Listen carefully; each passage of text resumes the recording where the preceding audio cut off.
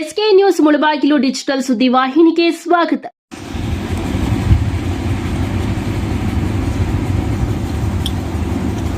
ಎಲ್ಲರಿಗೂ ನಮಸ್ಕಾರ. ಈ ವೇದಿಕೆ ಮೇಲೆ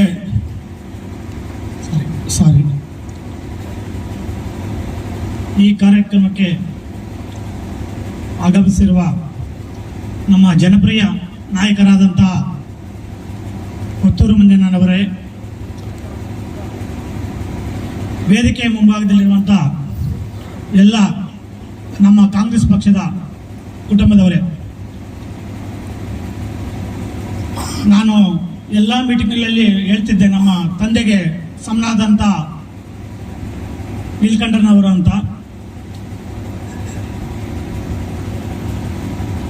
ಈಗ ನಮ್ಮ ತಂದೆಗೆ ಸಮನಾದಂಥ ನೀಲಕಂಠಗೌಡರ ಅವರು ದಿನಾಂಕ 10/3/25 ಸೋಮವಾರ 11:45 ನಿಧನರಾಗಿದ್ದು, ಅವರಿಗೆ ಭಾವಪೂರ್ವ ಶ್ರದ್ಧಾಂಜಲಿ ಸಭೆ ಮಾಡಲು ಈ ಸಭೆ ಕರೆದಿದ್ವಿ. ಅವರಿಗೆ ಭಾವಪೂರ್ವ ವಿದಾಯಗಳನ್ನು ಹೇಳ್ತಾ ಇದ್ದೀವಿ. ಅವರು ಅಗಲಿಕೆಯು ಕಾಂಗ್ರೆಸ್ ಪಕ್ಷಕ್ಕೆ ಮತ್ತು ಅವರ ಕುಟುಂಬದಕ್ಕೆ ಮತ್ತು ಸ್ನೇಹಿತರಿಗೆ ತುಂಬಲಾರದ ನಷ್ಟವಾಗಿದೆ. ನೀಲಕಂಠನವರು ಮತ್ತೆ ಹುಟ್ಟಿ ಬರಲಿ ಎಂದು ಬಯಸುತ್ತಾ ಅವರ ಆತ್ಮಕ್ಕೆ ಚಿರಶಾಂತಿ ಕರುಣಿಸಲಿ ಎಂದು ಎಲ್ಲರ ಪರವಾಗಿ ಆ ಭಗವಂತನನ್ನು ಬೇಡ್ಕೊಳ್ತಾ ಇದ್ದೀನಿ.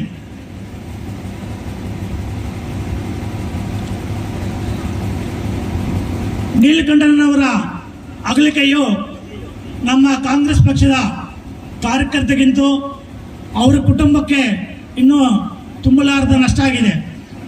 ಅವರ ದುಃಖವನ್ನು ಭರಿಸುವ ಶಕ್ತಿ ಕೊಳ್ಳಿ ಅಂತ ಹೇಳಿಬಿಟ್ಟು ತಮ್ಮ ಎಲ್ಲರ ಪರವಾಗಿ ನಾನು ಆ ಭಗವಂತನಲ್ಲಿ ಬೇಡ್ಕೊತಾ ಇದ್ದೀನಿ. ನಾವೆಲ್ಲರೂ ಅವರು ನೋಡ್ತಿದ್ವು, ಅವರು ಯಾವ ರೀತಿ ಇಲ್ಲಿ ಹೆಡ್ ಮಾಸ್ಟರ್ ಥರ ಕೂತ್ಕೊಂಡು ಬೆಳಗ್ಗೆಯಿಂದ ಸಾಯಂಕಾಲವರೆಗೂ ಪಕ್ಷದ ಕಾರ್ಯಕ್ರಮಗಳನ್ನು ಯಾವ ಥರ ನಡೆಸ್ತಾ ಇದ್ರು ಅಂತ ನಾವು ನೋಡಿದ್ದೀವಿ. ಈಗ ಅವರ ಕುಟುಂಬಕ್ಕೆ ಅವರ ತಮ್ಮನಾಗಿ, ಅವರ ಮಗನಾಗಿ ನಾವು ಎಲ್ಲ ಕಷ್ಟ ಸುಖಗಳಲ್ಲಿ ನನ್ನ ಜೊತೆಗೆ ನಮ್ಮ ಕೊತ್ತೂರು ಮಂಜಣ್ಣವರು ಕೂಡ ಎಲ್ಲ ಕಷ್ಟ ಸುಖಗಳಿಗೆ ಭಾಗಿಯಾಗ್ತೀನಿ ಅಂತ ಹೇಳಿದ್ದಾರೆ. ಅವರ ರೀತಿಯೇ ನಾನು ಕೂಡ ಅವರ ಮನೆಗೆ ಎಲ್ಲ ರೀತಿಯ ಕಷ್ಟ ಸುಖಗಳಿಗೆ ಭಾಗಿಯಾಗಬೇಕು. ನಮ್ಮ ಕಾಂಗ್ರೆಸ್ ಪಕ್ಷದ ಎಲ್ಲ ಮುಖಂಡರು ಕೂಡ ಆ ಮನೆಯ ಪರವಾಗಿ ನಿಂತ್ಕೊಳ್ಬೇಕಂತ ಈ ಸಂದರ್ಭದಲ್ಲಿ ನಾನು ಹೇಳಲು ಬಯಸುತ್ತೇನೆ. ನನಗೆ ನೀಲಕಂಠನವರು ತುಂಬ ಜಾಸ್ತಿ ದಿನಗಳಿಂದ ಪರಿಚಯ ಇಲ್ಲ, ಅವಾಗ ಇವಾಗ ಪರಿಚಯ ಇತ್ತು. ನಮ್ಮ ಶಿವಣ್ಣರವರ ಕಡೆಯಿಂದ ನಮಗೆ ಈ ರಾಜಕೀಯವಾಗಿ ಪರಿಚಯ ಆಯಿತು. ಆವಾಗ ನನಗೆ ಅವರ ಬೆಳೆದ ಬಂದ ರೀತಿನ ನನಗೆ ಹೇಳ್ತಾ ಇದ್ರು, ನನಗೆ ಇಷ್ಟು ಕಷ್ಟಪಟ್ಟೆ, ಈ ಥರ ಬೆಳೆದು ಬಂದಿದ್ದೀನಿ. ನಾವು ಕಾಂಗ್ರೆಸ್ ಪಕ್ಷಕ್ಕೆ ಇಲ್ಲ ಯಾರಿಗಾದ್ರೂ ವ್ಯಕ್ತಿಗೆ ನಿಷ್ಠೆಯಾಗಿರ್ಬೇಕಾದ್ರೆ ಮಾತ್ರ ಬೆಳೆಯೋಕ್ಕೆ ಆಗುತ್ತೆ ಹೊರತು ನಾವು ನಿಷ್ಠೆ ಇಲ್ಲ ಅಂತಂದ್ರೆ ಬೆಳೆಯೋಕ್ಕಾಗಲ್ಲ ಅಂತ ಹೇಳ್ತಿದ್ರು. ಅವರು ಮೊದಲ ಬೆಳೆದೇ ಬಂದ ದಾರಿ ಅಂದರೆ VSSN ಬ್ಯಾಂಕಿಗೆ ಕಾರ್ಯದರ್ಶಿಯಾಗಿ ಸುಂದರಪಾಳ್ಯದಲ್ಲಿ ಕಾರ್ಯದರ್ಶಿಯಾಗಿ ಕೆಲಸ ಮಾಡ್ತೀನಿ ಅಂತ ಹೇಳ್ತಾರೆ.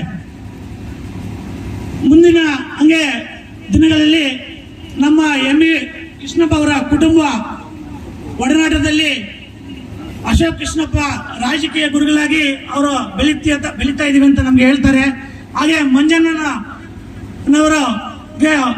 ಬೆಳೆದ ಬಂದ ವಿಷಯಗಳನ್ನು ಆವಾಗ ನನಗೆ ಹೇಳ್ತಾರೆ, ಈ ತರ ರಾಜಕೀಯ ಮಾಡಬೇಕು ಅಂತ.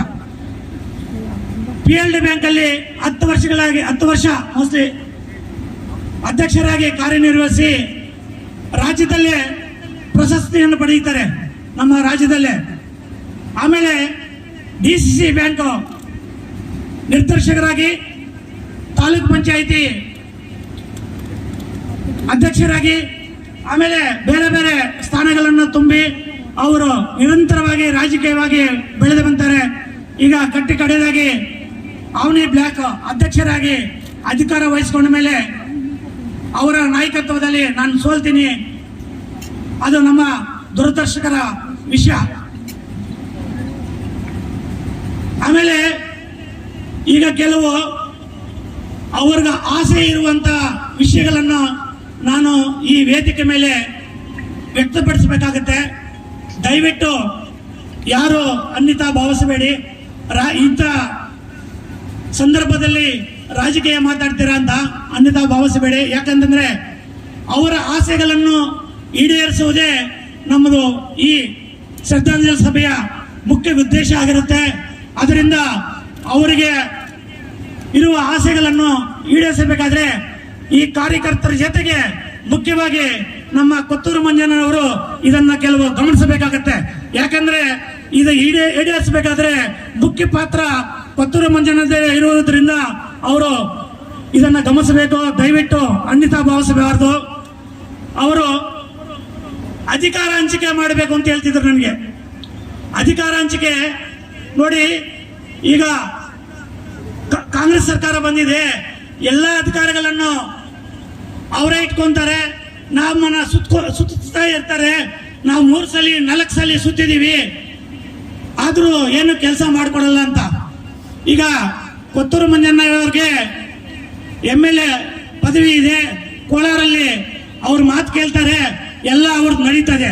ಆದ್ರೆ ಮುಳುಬಾಗಲಲ್ಲಿ ಸ್ಥಳೀಯವಾಗಿ ನಮಗೆ ಅಧಿಕಾರ ಕೊಡಲಿಲ್ಲ ಅಂತಂದ್ರೆ ನಮಗೆ ಇಲ್ಲಿ ತುಂಬಾ ಕಷ್ಟವಾಗುತ್ತೆ. ಅದರಿಂದ ಮೊದಲನೇದಾಗಿ ಅವರಿಗೆ ಆಸೆ ಇರುವುದನ್ನ ದಯವಿಟ್ಟು ನೀವು ನಮಗೆ 1 ತಿಂಗಳಲ್ಲಿ ನೀವು ಈಡೇರಿಸಿಕೊಡ್ಬೇಕಾಗಿ ಈ ಸಭೆಯ ಮುಖಾಂತರ ನಾನು ಪ್ರಸ್ತಾಪಿಸ್ತಾ ಇದ್ದೀನಿ. ಸ್ಥಳೀಯ ನಾಮಿನೇಟ್ ಪದವಿಗಳನ್ನು 1 ತಿಂಗಳ ಒಳಗಡೆ ನೀವು ಪೂರ್ತಿ ಮಾಡಿ ಅವರ ಆತ್ಮಶಾಂತಿಗೆ ಸಿಗಬೇಕು. ಅವರ ಆಸೆ ಏನಿದೆಯೋ ಅದು ಪೂರೈಸಿಕೊಡ್ಬೇಕಾಗಿ ತಮ್ಮಲ್ಲಿ ಈ ಸಭೆಯ ಮುಖಾಂತರ ಬೇಡ್ಕೊಳ್ತಾ ಇದ್ದೀನಿ. ಎರಡನೇದು, ಅವರು ಅಧ್ಯಕ್ಷರಾದ ಮೇಲೆ 28 ಮುನ್ಸೂಚನೆ ಘಟಕಗಳಿದೆ. ಆ ಮುನ್ಸೂಚನೆ ಘಟಕಗಳನ್ನು ನಾವು ಪದಾಧಿಕಾರಿಗಳನ್ನು ತುಂಬಿಸಿ ಆ ಎಲ್ಲ ಪದಾಧಿಕಾರಿಗಳನ್ನು ಒಂದು ಕಡೆ ಒಟ್ಟಿಗೆ ಸೇರಿಸಿ ಒಂದು ಪದಗ್ರಹಣ ಸಮಾರಂಭವನ್ನು ಅಂದ್ಕೊಂಡಿದ್ವು. ನಿಮ್ಮ ಅಧ್ಯಕ್ಷತೆಯಲ್ಲಿ, ನಮ್ಮ ಕೊತ್ತೂರು ಮಂಜಣ್ಣವರ ಅಧ್ಯಕ್ಷತೆಯಲ್ಲಿ ಮುಂದಿನ ದಿನಗಳಲ್ಲಿ ಈ ಪದಗ್ರಹ ಕಾರ್ಯಕ್ರಮವನ್ನು ಇದೇ ಜಾಗದಲ್ಲಿ ನಡೆಸ್ಕೊಡ್ಬೇಕಂತ ನೀವು ಈಗ ನನ್ನ ಭಾಷಣ ಆದ ಮೇಲೆ ಮಾತು ಕೊಡಬೇಕು. ಆ 28 ಮುನ್ಸೂಚನೆ ಘಟಕಗಳನ್ನು ತುಂಬಿಸಿ ನಮಗೆ ಇದೇ ಜಾಗದಲ್ಲಿ ಪದಾಧಿಕಾರಿಗಳ ಕಾರ್ಯಕ್ರಮಗಳನ್ನು ನಡೆಸಿಕೊಡ್ಬೇಕಾಗಿ ತಮ್ಮಲ್ಲಿ ಈ ಸಭೆಯ ಮುಖಾಂತರ ನಮ್ಮ ನೀಲಕಂಠನವರಿಗೆ ಆಸೆ ಏನಿತ್ತು ಆ ಈಡೇರಿಸಿಕೊಡ್ಬೇಕಾಗಿ ತಮ್ಮಲ್ಲಿ ಈ ಸಭೆಯ ಮುಖಾಂತರ ರಿಕ್ವೆಸ್ಟ್ ಮಾಡ್ಕೊಂತ ಇದ್ದೀನಿ. ಈ ವಿಷಯ ಹೇಳಬಾರ್ದು, ಆದರೂ ಈ ನಮಗೆ ವಿಧಿ ಇಲ್ಲ, ನಾವು ಹೇಳಬೇಕಾಗತ್ತೆ.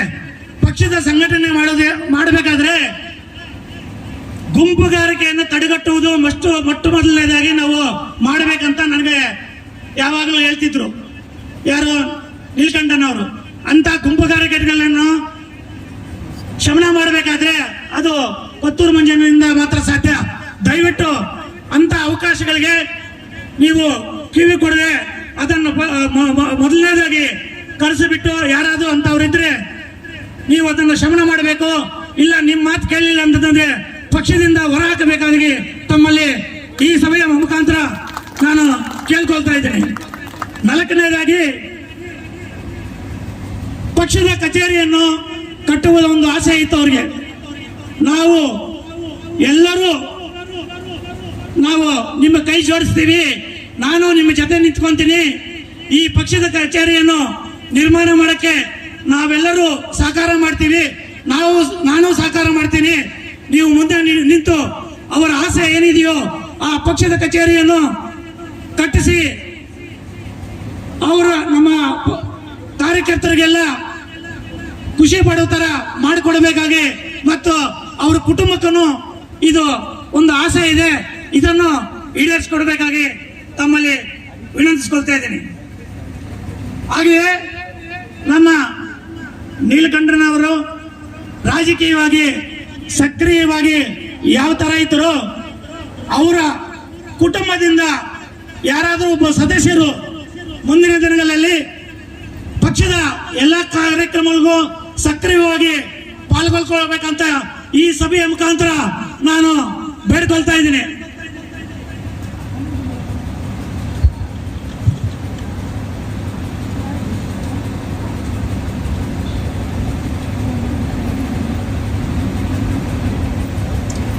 ಕೆಲವು ನಾವಿಲ್ಲಿ ಆಫೀಸಲ್ಲಿ ಕೂತ್ಕೊಂಡವಾಗ ಕೆಲವು ವಿಷಯಗಳನ್ನು ಪ್ರಸ್ತಾಪಿಸ್ತಾ ಇರ್ತಾರೆ. ನೀಲಕಂಠನವರು ಇದನ್ನು ದಯವಿಟ್ಟು ಅನ್ಯತಾ ಭಾವಿಸಬೇಡಿ, ಕೆಲವು ವಿಷಯಗಳೆಲ್ಲ ಗೊತ್ತಾಗ್ಲಿ ಅಂತ ನಾನು ಹೇಳ್ತಾ ಇರ್ತೀನಿ. ಈಗ ಯಾಕಂದ್ರೆ ಪಕ್ಷದ ಇಲ್ಲಿಂದ ಸಂಘಟನೆ ಮಾಡಬೇಕಾದ್ರೆ ನಮಗೆ ಕೊತ್ತೂರು ಮಂಜಣ್ಣನವರ ಬೆಂಬಲ ಜಾಸ್ತಿ ಬೇಕು. ಇಲ್ಲ ಅಂದ್ರೆ ಇಲ್ಲಿ ಪಕ್ಷದ ಸಂಘಟನೆ ಸ್ವಲ್ಪ ತೂತುಲಿಕ್ಕೆ ಅವರು ಜಾಸ್ತಿ ಇದ್ದಾರೆ. ಅದರಿಂದ ಈ ಪಕ್ಷದ ಸಂಘಟನೆ ಮೂಲ ಉದ್ದೇಶ ನೀಲಕಂಠನಾಗಿತ್ತು. ಅವರು ಯಾವ ತರ ಮಾಡ್ತಿದ್ರಂತ ನಿಮ್ಗೆಲ್ಲರಿಗೂ ಗೊತ್ತಿರೋ ವಿಷಯ ಇದೆ. ಮಂಜಣ್ಣ ಬಂದಾಗ ಸಡನ್ ಆಗಿ ಯಾರಾದರೂ ಬರ್ತಾರೆ, ಪಕ್ಷದ ಕಾರ್ಯಕ್ರಮಗಳಲ್ಲಿ ಭಾಗವಹಿಸಲ್ಲ. ಆವಾಗ ನಾನು ಯಾರೋ ಒಬ್ಬರು ಬಂದು ನಾವಿಬ್ರು ಮಾತಾಡ್ತಾ ಇರುವಾಗ, ನಾನು ನೀಲಕಂಠನ ಮಾತಾಡ್ತಾ ಇರುವಾಗ ಯಾರೋ ಒಬ್ಬರು ಬಂದು ಹೇಳ್ತಾರೆ, ಮಂಜಣ್ಣ ಬಂದ ತಕ್ಷಣ ಬಂದ್ಬಿಡ್ತಾರೆ, ಇವರು ಪಕ್ಷದ ಸಂಘಟನೆಗಳಲ್ಲಿ ಪಾಲ್ಗೊಳ್ಳೋದೇ ಇಲ್ಲ. ಆವಾಗ ನೀಲಕಂಠನ ಹೇಳ್ತಿದ್ರು, ಮಂಜಣ್ಣಗೆ ಮೃದು ಸ್ವಭಾವ, ಚಿಕ್ಕ ಮಕ್ಕಳ ತರ ಮನಸ್ಸು, ಅವರು ಏನು ಮನಸ್ಸಲ್ಲಿ ಇಟ್ಕೊಳ್ಳಲ್ಲ. ಆದ್ರೆ ಯಾರ್ಯಾರು ಏನೇನು ಮಾಡ್ತಾ ಇದ್ದಾರೆ ಅಂತ ಎಲ್ಲ ಅಬ್ಸರ್ವ್ ಮಾಡ್ತಾ ಇರ್ತಾರೆ. ಅವರಿಗೆ ಸಂದರ್ಭ ಬಂದಾಗ ಯಾರ್ಯಾರಿಗೆ ಯಾವ ತರ ಅಧಿಕಾರ ಕೊಡಬೇಕು, ಯಾರ್ಯಾರಿಗೆ ಏನೇನು ಮಾಡಬೇಕು ಅಂತ ಅವ್ರಿಗೆ ಗೊತ್ತಿದೆ. ನೀನು ಸುಮ್ಮನೆ ಹೋಗಪ್ಪ ಅಂತ ಒಬ್ಬರಿಗೆ ಹೇಳ್ತಾರೆ. ಆ ತರ ಮಂಜಣ್ಣಗೆ ಈ ಪಕ್ಷದ ಸಂಘಟನೆ ವಿಷಯದಲ್ಲಿ ಯಾರ್ಯಾರು ಯಾವ ತರ ಪಾಲ್ಗೊಂತಾರೆ, ಯಾರ್ಯಾರು ಸುಮ್ಮನೆ ಕಾರ್ಯಕ್ರಮಗಳಿಗೆ ಬರೆದಿರ ಮಂಜಣ್ಣ ಬರುವ ಟೈಮಲ್ಲಿ ಮತ್ತೆ ಬರ್ತಾರೆ, ಅದೆಲ್ಲ ಮಂಜಣ್ಣಗೆ ಬಂದಿದೆ. ದಯವಿಟ್ಟು ಈ ವಿಷಯಗಳು ಹೇಳ್ತೀನಿ ಅಂತ ಅನ್ಯತಾ ಭಾವಿಸಬೇಡಿ. ನಾವು ಏನೇ ಮಾತಾಡಿದ್ರು ಈ ವೇದಿಕೆಯಲ್ಲಿ ಪಕ್ಷದ ಸಂಘಟನೆ ಉದ್ದೇಶ ಇಟ್ಟುಕೊಂಡು ಮಾತ್ರ ನಾನು ಮಾತಾಡ್ತಾ ಇದ್ದೀನಿ. ಆ ತರ ಏನಾದರೂ ಇದ್ರೆ ಬದಿಗೊತ್ತು ಬಿಟ್ಟು ಮುಂದಿನ ದಿನಗಳಲ್ಲಿ ಪಕ್ಷದ ಸಂಘಟನೆಯಲ್ಲಿ ನೀವು ಒತ್ತು ಕೊಡಬೇಕು. ಯಾಕಂದ್ರೆ ನಮ್ಮ ನೀಲಕಂಠನವರ ಉದ್ದೇಶ ಕೂಡ 24 ಗಂಟೆನೂ ಪಕ್ಷದ ಸಂಘಟನೆ ಮಾತ್ರ ಇತ್ತು. ಈಗ ರಾತ್ರಿ 10 ಗಂಟೆಯಿಂದ 11 ಗಂಟೆ ಒಳಗಡೆ ನನಗೆ ಫೋನ್ ಮಾಡ್ತಿದ್ದಳು ಡೈಲಿ. ಮೋಸ್ಟ್ಲಿ ಅಕ್ಕ ಅವ್ರಿಗೆ ಗೊತ್ತಿರುತ್ತೆ, ನೋಡಿರ್ತಾರೆ. ಮೊನ್ನೆ ನನಗೆ ಅವ್ರು ಹೇಳಿದ್ರು, ಯಾವಾಗಲೂ ಬೆಳಗ್ಗೆಯಿಂದ ಸಾಯಂಕಾಲದವರೆಗೂ ಏನೇನು ಕಾರ್ಯಕ್ರಮಗಳಾಗಿದೆ, ಏನೇನು ಮಾಡಬೇಕು, ಯಾವ ತರ ಮಾಡಬೇಕು ಅಂತ ಅವರು ರಾತ್ರಿ 10 ಗಂಟೆಯಿಂದ 11 ಗಂಟೆವರೆಗೂ ನನಗೆ ಮಾತಾಡ್ತಿದ್ರು. ಬೆಳಗ್ಗೆಯಿಂದ ಸಾಯಂಕಾಲವರೆಗೂ ಸ್ಕೂಲಲ್ಲಿ ಹೆಡ್ ಮಾಸ್ಟರ್ ಕೂತ್ಕೊಂಡು ಇಲ್ಲಿ ಕಾರ್ಯಕ್ರಮಗಳನ್ನು ರೂಪಿಸಿದ್ರು. ನಿಮ್ಗೆಲ್ಲರಿಗೂ ಗೊತ್ತಾಗಿದೆ. ದಯವಿಟ್ಟು ಅವರನ್ನು ಅವರ ಆತ್ಮ ಶಾಂತಿಗೆ ಸಿಗಬೇಕಾದ್ರೆ, ಅವರ ಆಸೆ ಈಡೇರಬೇಕಾದ್ರೆ ನಾವು ಮುಂದಿನ ದಿನಗಳಲ್ಲಿ ನಮ್ಮ ಕೊತ್ತೂರು ಮಂಜಣ್ಣಗೆ ಕೊತ್ತೂರು ಮಂಜಣ್ಣ ಕೈ ಬಲಪಡಿಸಬೇಕಾದ್ರೆ ಪಕ್ಷವನ್ನು ಕಟ್ಟಬೇಕು. ಇನ್ನೊಂದು ವಿಷಯ ಹೇಳಿದ್ರು, ನೋಡಪ್ಪ ನೀನೇನಾದ್ರೂ ಈ ಮೂಲಭಾಗದಲ್ಲಿ ಗೆದ್ದಿದ್ರೆ ಕೊತ್ತೂರು ಮಂಜಣ್ಣ ಮಿನಿಸ್ಟರ್ ಆಗ್ತಿದ್ರು. ಈಗ ನಾವಿಲ್ಲಿ ಸೋತಿರೋದ್ರಿಂದ ಮಿನಿಸ್ಟರ್ಗಿರಿ ತಪ್ಪೋಯ್ತು. ಮುಂದಿನ ದಿನಗಳಲ್ಲಿ ಕೊತ್ತೂರು ಮಂಜಣ್ಣನ ಕೈಯನ್ನು ಬಲಪಡಿಸಬೇಕಾದ್ರೆ ನಾವು ಇಲ್ಲಿ ಗೆಲ್ಲಬೇಕು. ಇಲ್ಲಿ ಗೆಲ್ಲುವ ಜೊತೆಗೆ ಇನ್ನೂ 1-2-3 MLAಗಳನ್ನ ನಾವು ವಿಶ್ವಾಸಕ್ಕೆ ತಗೋಬೇಕು. ಆವಾಗ ರಾಜ್ಯ ಮಟ್ಟದಲ್ಲಿ ನಾಯಕರಾಗಿ ನಮ್ಮ ಕೊತ್ತೂರು ಮಂಜಣ್ಣವರು ಬೆಳೆಯಕ್ಕೆ ಸಾಕಾರ ಆಗುತ್ತೆ. ಆದ್ರಿಂದ ಗುಂಪುಗಾರಿಕೆ ಇಲ್ಲದೆ ನಾವು ಇಲ್ಲಿ ಪಕ್ಷವನ್ನು ಕಟ್ಟಬೇಕಂತ ಕಿವು ಮಾತುಗಳನ್ನು ಹೇಳ್ತಾ ಇದ್ರು. ಈಗ ಕೊತ್ತೂರು ಮಂಜಣ್ಣ ಕೈ ಬಲಪಡಿಸಬೇಕಾದ್ರೆ ಯಾವುದೂ ಗುಂಪುಗಾರಿಕೆಗಳಿಲ್ಲದೆ ಪಕ್ಷವನ್ನು ಕಟ್ಟಬೇಕಾಗುತ್ತೆ. ದಯವಿಟ್ಟು ಎಲ್ಲ ಬದುಕುತ್ತೆ. ಮುಂದಿನ ದಿನಗಳಲ್ಲಿ ಕಾಂಗ್ರೆಸ್ ಪಕ್ಷವನ್ನು ಕಟ್ಟೋಣ, ಬೆಳೆಸೋಣ ಅಂತ ಹೇಳ್ಬಿಟ್ಟು ಮಂಜಣ್ಣವರ ಕೈಯನ್ನು ಬಲಪಡಿಸೋಣ ಅಂತ ಹೇಳ್ಬಿಟ್ಟು ಈ ಸಂದರ್ಭದಲ್ಲಿ ಹೇಳುತ್ತಾ, ನನಗೆ 2 ಮಾತುಗೆ ಅವಕಾಶ ಮಾಡಿಕೊಟ್ಟ ತಮ್ಮೆಲ್ಲರಿಗೂ ಹೊಂದಿಸುತ್ತಾ, ನೀಲಕಂಠನವರಿಗೆ ಪಾದಾರಗಳಿಗೆ ಹೊಂದಿಸುತ್ತಾ ನಾನು ಮಾತನ್ನು ಮುಗಿಸ್ತಾ ಇದ್ದೀನಿ. ಜೈ ಹಿಂದ್, ಜೈ ಕರ್ನಾಟಕ. ನಾನು ಈಗ ರಿಕ್ವೆಸ್ಟ್ ಮಾಡಿದ ಈ ಭರವಸೆಗಳನ್ನು ಈಡೇರಿಸ್ತೀನಿ ಅಂತ ಹೇಳ್ಬಿಟ್ಟು ಈ ವೇದಿಕೆ ಮೇಲೆ ಮಾತು ಕೊಡಬೇಕಂತ ಕೊತ್ತೂರು ಮಂಜಣ್ಣನ ವಿನಂತಿಸ್ಕೊಳ್ತಾ ಇದ್ದೀನಿ. ಜೈ ಹಿಂದ್, ಜೈ ಕರ್ನಾಟಕ. ಅವ್ರು ಹೇಳಿದ ಮಾತುಗಳೆಲ್ಲ ನೀಲಕಂಠನವರು ನಾನು ಆವಾಗ ಹೇಳ್ದೆ, ಅವ್ರು ಏನು ಹೇಳಿದ್ರು ಅದೆಲ್ಲ ನಾವು ನೆರವೇರಿಸ್ತೀವಿ, ಅವ್ರ ಹೆಜ್ಜೆನಲ್ಲಿ ಹೆಜ್ಜೆ ಹಾಕ್ತೀವಿ, ಎಲ್ಲರ ಜೊತೆನೂ ಇರ್ತೀವಿ ಅಂತ. ಖಂಡಿತವಾಗ್ಲೂ ಆ ಕೆಲಸಗಳನ್ನ ನಾವೆಲ್ಲ ಮಾಡೋಣ. ಎಲ್ಲರ ದೊಡ್ಡವರು ಅವ್ರ ಜೊತೆಯಲ್ಲಿ ಯಾರ್ಯಾರು ದೊಡ್ಡವರು, ಇವಾಗ ಉಡ್ನೂರು ಸೇನನ್ ಆಗ್ಬೋದು, ರಾಮಲಿಂಗಾರೆಡ್ಡಿನ ಆಗ್ಬೋದು, ಯಾಮಣ್ಣವರು, ಆಮೇಲೆ ನಮ್ಮ ಶಿವಣ್ಣವರು, ಎಲ್ಲರೂ ನಾವು ಇದ್ದೀರಿ. ಎಲ್ಲರನ್ನೂ ಜೊತೆಗೆ ಸೇರಿಸ್ಕೊಂಡು ಎಲ್ಲ ಮಾತಾಡ್ಕೊಂಡು ಎಲ್ಲ ಕೆಲಸಗಳನ್ನು ಮಾಡಿಕೊಡುವಂಥ ಜವಾಬ್ದಾರಿ ನಾನು ತೊಗೊಳ್ತೀನಿ, ನಾನು ಮಾಡ್ತೀನಿ. ನನ್ನ ಇನ್ನೊಂದು ಹೇಳ್ತಾ ಇದ್ದು, ನಾನು ಅಬ್ಸರ್ವೇಷನ್ ಮಾಡ್ತೀನಿ ಅಂತ 100% ನಾನು ಅದನ್ನು ಮಾಡೇ ಮಾಡ್ತೀನಿ. ಇಲ್ಲಾಂದರೆ ನಾವು ಈ ಮಟ್ಟಕ್ಕೆ ಬೆಳೆಯೋಕ್ಕೆ ಆಗೋದಿಲ್ಲ. ಅದು ಮಾಡೇ ಮಾಡ್ತೀವಿ. ಎಲ್ಲೆಲ್ಲಿ ಏನೇನು ಅನ್ನೋದು ಗೊತ್ತಿಲ್ಲದೆ ಏನು ಹಾಕ್ಬೇಕೋ ಹಾಕೋದು ನನಗೆ ಗೊತ್ತಿದೆ, ಅದು ಮಾಡ್ತೀನಿ. ಒಟ್ಟಿನಲ್ಲಿ ನೀಲಕಂಠನವ್ರ ಆಡಿಯನ್ನು ನಾನಂತೂ ತಪ್ಪೋದಿಲ್ಲ. ನಾನು ಅದ್ರ ಪ್ರಕಾರವಾಗಿ ಹೋಗೋದಂತೂ ಸಿದ್ಧಾಂತವಾಗಿ ರೆಡಿಯಾಗಿರ್ತೀನಿ.